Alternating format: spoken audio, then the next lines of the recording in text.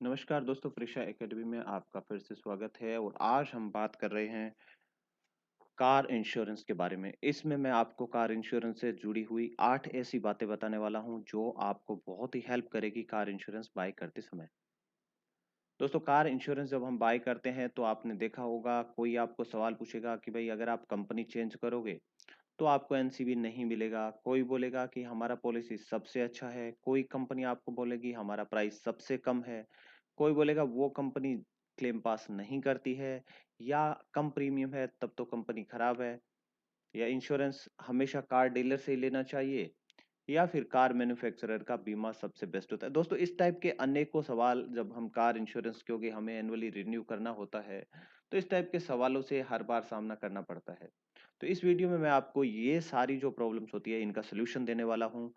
क्योंकि दोस्तों ऐसा है कि जब भी कार आप इंश्योरेंस चेंज करते हैं तो आजकल ऐसा हो गया है कि कोई भी इंश्योरेंस कंपनी से आप कभी भी चेंज कर सकते हैं और इंश्योरेंस पोर्टेबिलिटी आ गया है, तो उसके बाद काफ़ी सहूलियत हो गई है और ये आपको कोई भी इंश्योरेंस कंपनी नहीं बताना चाहती, क्योंकि उनका जो फ़ायदा है वो वहाँ से निकल जाता है। तो आज मैं इस वीडियो में आपको बता दूँगा और उन बातों को अगर आपने ध्यान रखा है तो आपका कार का जो इंश्योरेंस है वो बहुत ही सस्ता पड़ेगा। तो दोस्तों, बड़ी बात एक जान लीजिए कि कार का जो इंश्योरेंस होता है उसमें 3 पार्टीज़ रहती है। फर्स्ट पार्टी यानी आप जो होते हैं उसको फर्स्ट पार्टी बोलते हैं, और जो बीमा कंपनी होती है उसको बोलते हैं हम सेकंड पार्टी, और थर्ड पार्टी वो होती है अगर आपकी गाड़ी के कारण किसी तीसरे पर्सन को नुकसान हो गया है तो वो थर्ड पार्टी है। यानी आप गाड़ी चला रहे हो और किसी दूसरी गाड़ी में आपने एक्सीडेंट कर दिया, तो वो जो एक्सीडेंट वाली गाड़ी होगी वो थर्ड पार्टी हो जाएगी। या आप गाड़ी चला रहे हैं और आपकी गाड़ी के कारण किसी एक्सीडेंट हो गया, किसी व्यक्ति के लग गई और उसको कोई डैमेज हो गया, तो वो जो होगा वो क्या कहलाएगा? थर्ड पार्टी कहलाएगा। तो ये 3 पार्टीज़ होती है इंश्योरेंस कॉन्ट्रैक्ट में। और इंश्योरेंस की अगर हम बात करते हैं कार इंश्योरेंस की, तो दोस्तों इसके 2 टाइप होते हैं। पहला है थर्ड पार्टी इंश्योरेंस। ये इंश्योरेंस क्या है? कंपल्सरी है। अगर आप इंडिया में गाड़ी चलाएँगे तो आपको थर्ड पार्टी इंश्योरेंस तो करवा के रखना ही होगा, कंपल्सरी है। इसके बिना पुलिस आपका चालान काट देती है। थर्ड पार्टी इंश्योरेंस का मतलब क्या होता है दोस्तों? थर्ड पार्टी के नुकसान की भरपाई आपको नहीं करनी होगी, वो इंश्योरेंस कंपनी कर देती है। तो दोस्तों क्या होता है, जब भी आप गाड़ी चला रहे होते हैं, अनेकों व्यक्ति और जो प्रॉपर्टीज होती है वो सड़कों पे रहती है, उनको नुकसान पहुंचाए और उसकी भरपाई करने के लिए कंपलसरी किया जाता है कि आप थर्ड पार्टी इंश्योरेंस लेकर के रखें। थर्ड पार्टी बीमा रखना कानूनी जरूरी है, इसलिए आप इसको नहीं टाल सकते हैं। तो कम से कम आप गाड़ी चलाते हैं तो आपको थर्ड पार्टी इंश्योरेंस तो करवा के रखना ही होगा। अब दूसरा जो इंश्योरेंस का टाइप है वो है कॉम्प्रिहेंसिव इंश्योरेंस टाइप। कॉम्प्रिहेंसिव में क्या है कि आपको थर्ड पार्टी का नुकसान होता है उसकी भरपाई तो मिलती ही मिलती है। यानी इसमें फर्स्ट जो हमने थर्ड पार्टी इंश्योरेंस किया है वो तो इसमें शामिल है ही है।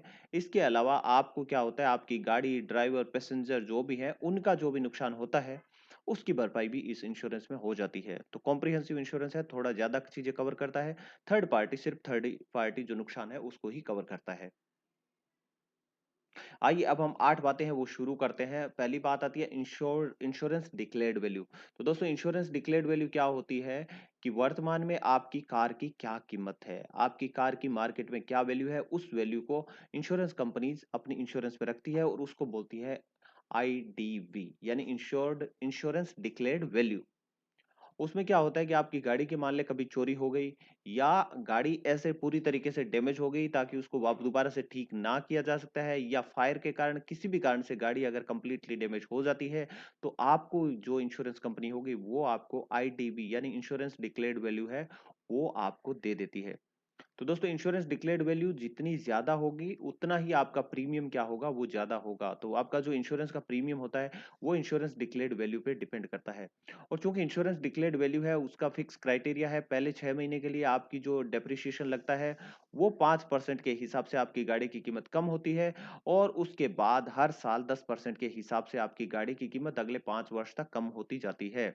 उसके बाद क्या है दोस्तों, आपकी गाड़ी की जो आईडीवी है वो आपके और इंश्योरेंस कंपनी के म्यूचुअल एग्रीमेंट पे डिपेंड करती है। तो आप म्यूचुअल इंश्योरेंस कंपनी के साथ बैठ करके अपनी गाड़ी की आईडीवी डिसाइड कर सकते हैं, और उसके हिसाब से ही आपकी गाड़ी का जो प्रीमियम है वो कम या ज्यादा होगा। तो आप अपनी आईडी गाड़ी की आईडीवी है वो अच्छे से देख लें कि आपकी गाड़ी की आईडीवी है वो ठीक है नहीं है, ये दोस्तों आपको अच्छे से जान लेना चाहिए। जो कंपनी आपकी गाड़ी की आईडीवी ज्यादा देती है दोस्तों, वो उस कंपनी से आपको इंश्योरेंस लेना चाहिए। अगली बात आती है कैशलेस फैसिलिटी की बात आती है। तो दोस्तों जब भी आप इंश्योरेंस ले रहे होते हैं, तो हर इंश्योरेंस कंपनी क्या कहती है कि आपको कि हमारी कैशलेस कैशलेस फैसिलिटी अवेलेबल है। कैशलेस का मतलब होता है कि इंश्योरेंस कंपनी से जुड़े हुए जो भी नेटवर्क गैरेज है, वहाँ पे अगर आप गाड़ी का सर्विस करवाते हैं, गाड़ी का रिपेयरिंग करवाते हैं, तो आपको किसी प्रकार का कैश नहीं देना पड़ेगा और जितना भी बिल बनेगा वो इंश्योरेंस कंपनी से डायरेक्ट सेटल हो जाएगा। अगर उस गैरेज के साथ कैशलेस सेटलमेंट नहीं है, तो आपको पहले पेमेंट होगा वो गैरेज को करना पड़ेगा। उसके बाद आपको बिल्स है वो इंश्योरेंस कंपनी को सबमिट करने पड़ेंगे। उसके बाद वो इंश्योरेंस कंपनी से आपको पेमेंट रिसीव हो जाएगा। तो दोस्तों ध्यान रखें कि ये सारा झमेला है बिल्स पास करवाना और करवाना, इससे बचने के लिए आप हमेशा कोशिश करें कि उस कंपनी से ही ले गाड़ी जिसके कैशलेस फैसिलिटीज के गैरेज अवेलेबल हों। और कोशिश करें कि उस कंपनी को चुनें जिसके ज़्यादा गैरेज हों और ख़ास करके उस कंपनी के जिसके गैरेज आपके आस-पास के एरिया में हो। कहीं ऐसा ना हो कि वो कंपनी है उसके ऑल ओवर इंडिया में बहुत से गैरेज हैं, लेकिन आप जिस सिटी में रहते हो वहाँ पे उसका एक भी गैरेज नहीं है। तो दोस्तों ऐसी कंपनी का कोई फ़ायदा नहीं है। तो इंश्योरेंस कंपनी के जो कैशलेस गैरेज हैं उनकी लिस्ट पहले आप देख लें, उसके बाद ही डिसाइड करें कि वो कंपनी अच्छी है या नहीं है। ये जो भी चीज़ें हैं उनको आप टिक मार्क करते जाएँगे जब भी आपको इंश्योरेंस कंपनी शॉर्टलिस्ट करनी है तो आप गैरेज भी उसमें एक रख लीजिए क्राइटेरिया कैशलेस फैसिलिटी का। उसके बाद आती है add on features and Riders. दोस्तों ये जो चीज़ें हैं वो इंश्योरेंस में जो मैं बता रहा था कॉम्प्रिहेंसिव पॉलिसी, तो कॉम्प्रिहेंसिव पॉलिसी में आप ये ऐड ऑन फीचर्स और राइडर्स लेते हैं। ये आपकी पॉलिसी को और ज़्यादा अच्छा और ज़्यादा कॉम्प्रिहेंसिव बना देते हैं। तो दोस्तों विभिन्न प्रकार के राइडर्स हैं वो मार्केट में उपलब्ध है। जैसे कि ज़ीरो डेप्रिसिएशन वैल्यू का एक राइडर रहता है। इसका मतलब है कि आपकी गाड़ी का जो भी डेप्रिसिएशन होगा वो नहीं लगेगा। यानी आपकी गाड़ी का मान लीजिए बम्पर रिपेयर करवाना है तो बम्पर पे गाड़ी का जितना भी बम्पर का कॉस्ट होगा वो इंश्योरेंस कंपनी पूरा दे देगी, उसपे किसी प्रकार का डेप्रिसिएशन नहीं लगाएगी। यानी 5,000 का बम्पर है तो इंश्योरेंस कंपनी 5,000 का पेमेंट कर देगी। अगर जीरो डेप्रिसिएशन का फैसिलिटी नहीं ले रखा है तो आपका इंश्योरेंस कंपनी डेप्रिसिएशन निकालेगी।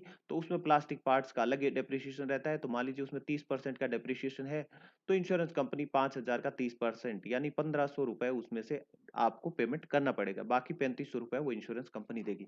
इसलिए हमेशा कोशिश करें कि आप ज़ीरो डेप्रिसिएशन का ऐड ऑन अपनी पॉलिसी में लेकर के रखें। दोस्तों ये बहुत फ़ायदे का सौदा रहता है। उसके बाद है रोड साइड असिस्टेंस। अगर आप रोड सिटी से बाहर का ट्रैवलिंग अगर आपका ज़्यादा रहता है, आप सिटी से बाहर ट्रैवल ज़्यादा करते हैं, तो दोस्तों रोड साइड असिस्टेंस का ऐड ऑन भी आप ले सकते हैं।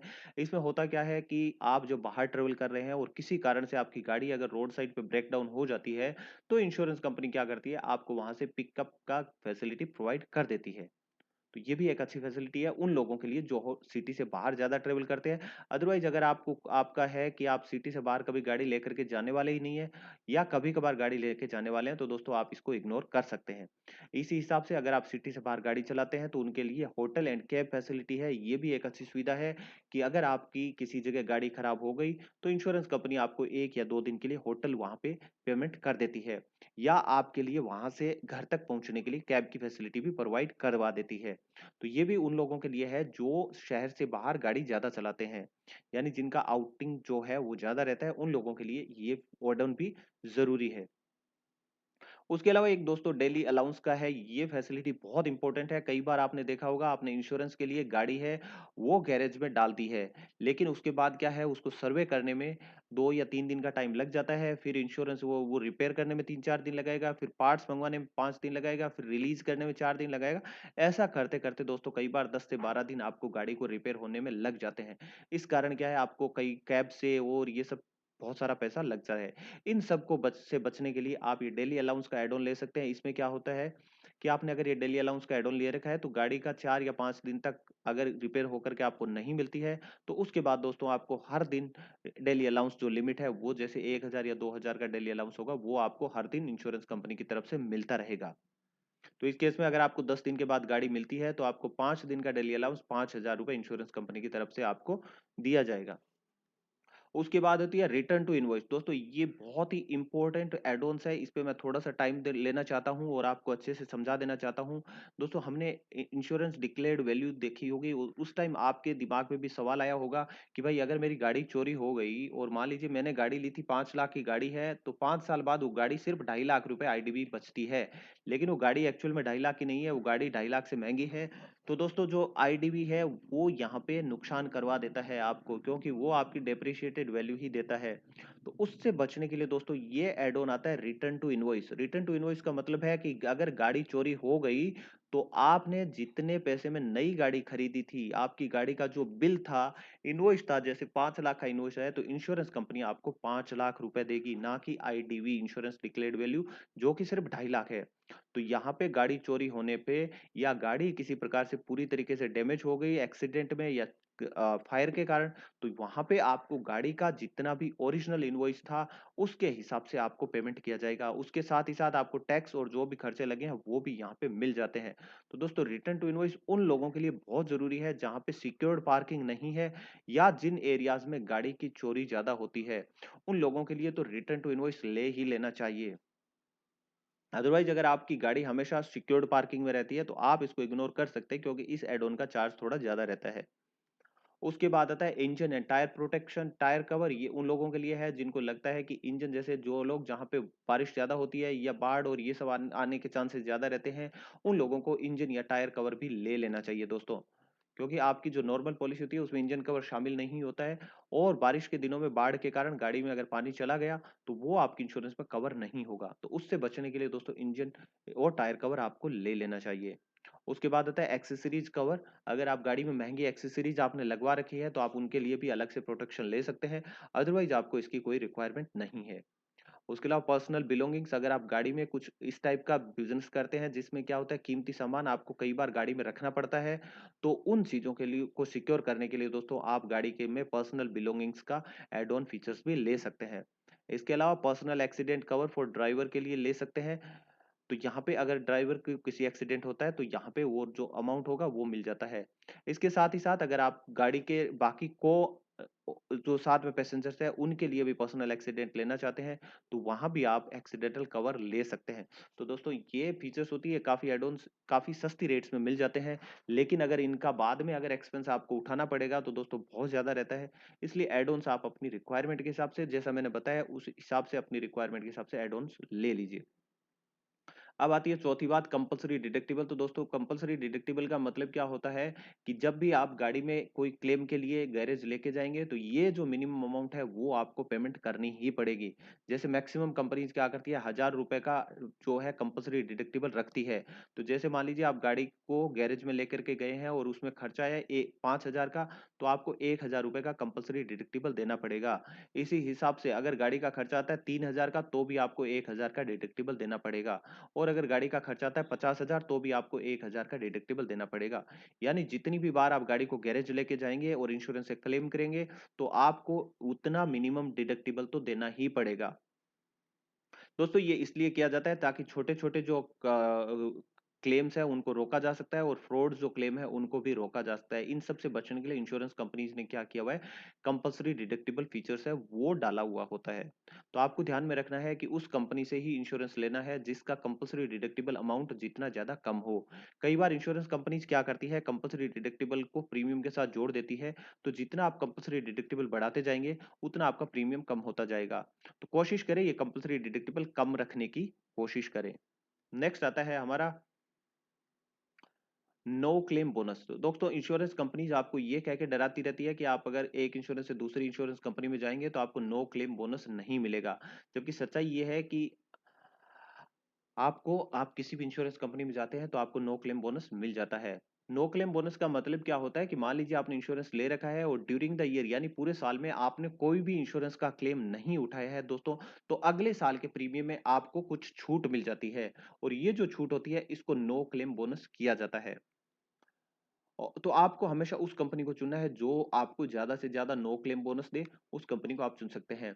आप एक कंपनी से दूसरी कंपनी में भी नो क्लेम बोनस को ट्रांसफर कर सकते हैं। मान लीजिए आज आपका इंश्योरेंस है वो ए कंपनी में है, और ए कंपनी में आपने कोई भी क्लेम नहीं करवाया है, और अगले साल आप बी कंपनी से इंश्योरेंस लेना चाहते हैं, तो आप बी कंपनी को बता सकते हैं कि भाई आपने कोई भी इंश्योरेंस क्लेम नहीं लिया था ए कंपनी से, तो आपको बी कंपनी से नो क्लेम बोनस है वो मिल जाता है। अब दोस्तों अगली बात आती है वो है क्लेम प्रोसीजर। ये बहुत इंपॉर्टेंट चीज है, यानी ये जितना ज्यादा आसान होगा क्लेम प्रोसीजर उतना ही आपके लिए अच्छा है। क्लेम प्रोसीजर कैसा है कंपनी का, इसके बारे में आप उनकी ऑनलाइन जो क्लेम प्रोसेस है उसके बारे में पढ़ लीजिए कि भाई उनका क्लेम प्रोसेस करने के लिए क्या-क्या उनको डॉक्यूमेंट्स रिक्वायरमेंट है, क्या-क्या प्रोसीजर है। या आप इसके बारे में ऑनलाइन रिव्यूज़ है बहुत सी वेबसाइट्स पे वो भी पढ़ सकते हैं। उनसे आपको आइडिया लग जाएगा कि इनका क्लेम प्रोसीजर में क्या-क्या ये लोग परेशानियाँ उठाते हैं, क्या-क्या परेशानियाँ आपको आ सकती है। तो ये भी आपको जान लेना ज़रूरी होता है। नेक्स्ट 7th पोजीशन पे आता है हमारा पर्सनल एक्सीडेंटल कवर। तो दोस्तों क्या है कि इसको आपको इग्नोर कभी नहीं करना चाहिए, क्योंकि अगर आप कार के इंश्योरेंस के साथ में पर्सनल एक्सीडेंटल कवर लेते हैं तो दोस्तों बहुत ही कम रेट में आपको ये इंश्योरेंस कवर मिल जाता है। इसको तो आपको मैं कंपल्सरीली बोलूंगा ही बोलूंगा कि आप इसको प्लीज कभी भी इग्नोर ना करें। पर्सनल एक्सीडेंटल कवर है वो लेकर के ही रखें ही। साथ ही साथ दोस्तों अगर आपकी गाड़ी में आपके परिवार के लोग या आपके दोस्त लोग या कलीग आपकी गाड़ी में बैठते हैं और आपको चाहते हैं कि भाई उनका भी इंश्योरेंस रहे, तो आप अपनी गाड़ी में जैसे बैठने की क्षमता है उसके हिसाब से बाकी लोगों का भी पर्सनल एक्सीडेंटल कवर ले सकते हैं। अब बात आती है कंपेयर इंश्योरेंस कोड्स। तो दोस्तों सारी बातें होने के बाद क्या होता है कि जब भी आप इंश्योरेंस लें तो आपको क्या करना है, सारी जो हमने 7 पॉइंट्स बताए उन सातों पॉइंट्स पे जो कंपनियां खरी उतर गई है उन कंपनियों को क्या करना है, आपको शॉर्टलिस्ट करना है। मान लीजिए आपने 10 कंपनियां देखी, 10 कंपनीज में से सिर्फ 4 कंपनीज है वो सारे पैरामीटर्स पे खरी उतर रही है और आपको लगता है कि चारों इंश्योरेंस कंपनीज अच्छी है। अब बात आती है जहां पे हमें एक कंपनी को चुनना है, तो वहां पे हम क्या करेंगे, कंपेयर इंश्योरेंस कोड्स को देखेंगे। तो आप सारे एड ऑन्स की लिस्ट बना लें और उसके हिसाब से उन कंपनीज में देख लें कि भाई सारी कंपनीज उन एड ऑन्स को डालने के बाद आपका टोटल प्रीमियम है वो कितना बन रहा है। अब आप इस लिस्ट के हिसाब से ऑनलाइन पोर्टल में रेट्स चेक कर सकते हैं दोस्तों कि भाई ये आपने एड ऑन्स लिया है, पर्सनल एक्सीडेंट कवर लिया है, रिटर्न टू इनवॉइस कवर लिया है, जीरो डेप्रिसिएशन कवर लिया है, ये सारे एड ऑन्स अगर आप डालते हैं तो ए कंपनी का रेट क्या रहता है, बी कंपनी का रेट क्या रहता है, सी कंपनी का रेट क्या रहता है। उन रेट्स को आप चुन लीजिए और उसमें से जो भी कंपनी का सबसे कम होगा प्रीमियम उसको आपको दोस्तों चुन लेना है। साथ ही साथ आपको ये भी देखना है कि उनकी गैरेज की लिस्ट जो मैंने बताई है वो दोस्तों कभी ना भूले, क्योंकि इसके कारण मैंने देखा है, मैं खुद इस चीज को भुगत चुका हूं कि कैशलेस फैसिलिटी होने के बावजूद भी मेरे शहर में कैशलेस का गैरेज नहीं होने के कारण मुझे बहुत परेशानी का सामना करना पड़ा। इसलिए दोस्तों ये जरूर देख लें कि आपके पास के आपके शहर में वो कैशलेस गैरेज उस कंपनी का हो ही हो। तो दोस्तों ये हमारा वीडियो था और आशा करता हूं कि भाई आपको ये वीडियो पसंद आया होगा। दोस्तों हमारा चैनल नया है और आपसे बहुत सारी उम्मीदें हैं हमें, तो प्लीज इसको लाइक करें, अपने दोस्तों के साथ शेयर करें। बहुत जितना ज्यादा शेयर करेंगे उतना ही अच्छा है दोस्तों, ताकि आप किसी को भी जो है वो गलत जो है मुसीबत में पड़ने से बचा सकते हैं दोस्तों। और अगर अभी तक भी आपने चैनल को सब्सक्राइब नहीं किया है तो प्लीज चैनल को सब्सक्राइब कर लीजिए और उस पे बेल आइकन को क्लिक कीजिए, ताकि आपको बहुत ही अच्छे अच्छे वीडियोस जो आपका पैसा बचाएंगे, टाइम बचाएंगे, परेशानियों से आपको बचाएंगे, वो हम यहाँ पे डालते रहेंगे। और दोस्तों अपना कीमती समय देने के लिए आपका बहुत बहुत धन्यवाद।